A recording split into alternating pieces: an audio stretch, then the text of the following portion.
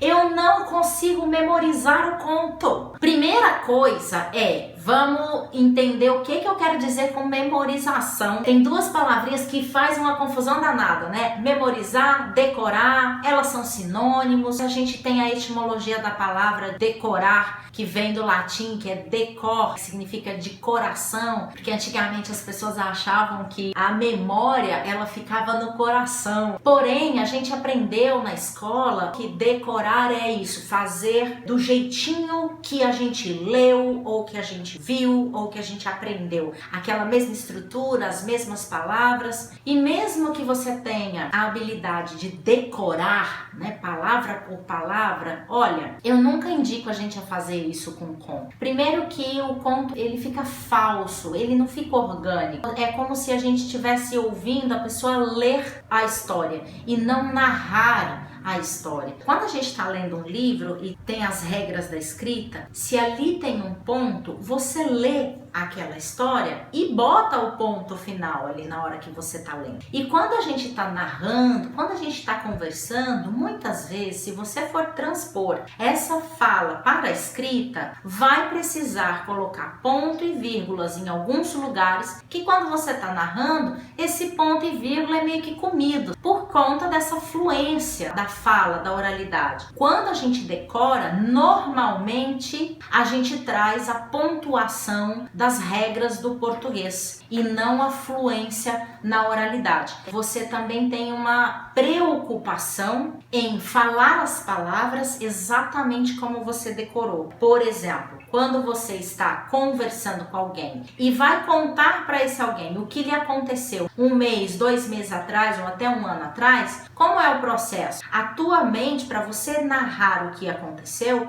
você precisa lembrar. E não tem a ver com a escolha das palavras, tem a ver com lembrar a imagem do acontecimento. Quando você decora o texto, você esquece da imagem, se preocupa com a palavra. E se a imagem não está em você, dificilmente ela vai chegar no seu escutador. Quando eu digo memorizar, não é no lugar do decorar que a gente aprendeu, palavrinha por palavrinha. E aí eu vou explicar aqui hoje como é que eu faço esse processo e como é que eu não esqueço dos contos, mesmo sendo uma pessoa que não tem memória nenhuma.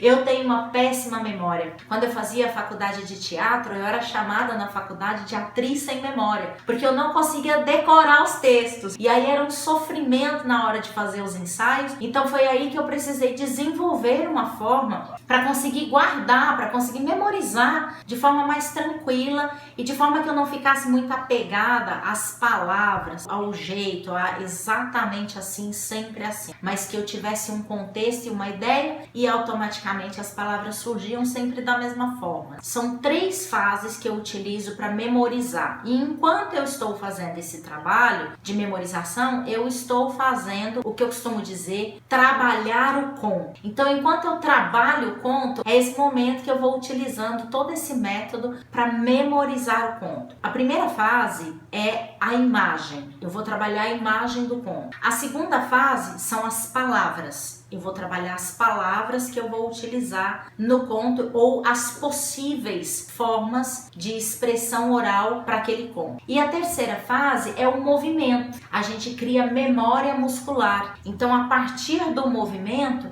é possível a gente trazer à tona a memória das palavras, das imagens e conseguir narrar o conto. E esse processo é importante para que você não esqueça detalhes importantes da história. O que me chega muito é, Sandra, eu fui narrar a história e no meio eu não me lembrava o que acontecia. Aconteceu alguma coisa e o personagem foi para tal lugar. Então, partes do conto que escapam e aí você não consegue dar continuidade na história com fluidez. E quando a gente não tem esse conto muito bem enraizado na gente, muito bem trabalhado, como eu costumo dizer, a gente fica muito inseguro na hora de narrar. E o que acontece quando a gente se sente inseguro? O escutador, ele deixa de se envolver na história para prestar atenção em você. E aí o escutador começa a fazer um processo de te analisar.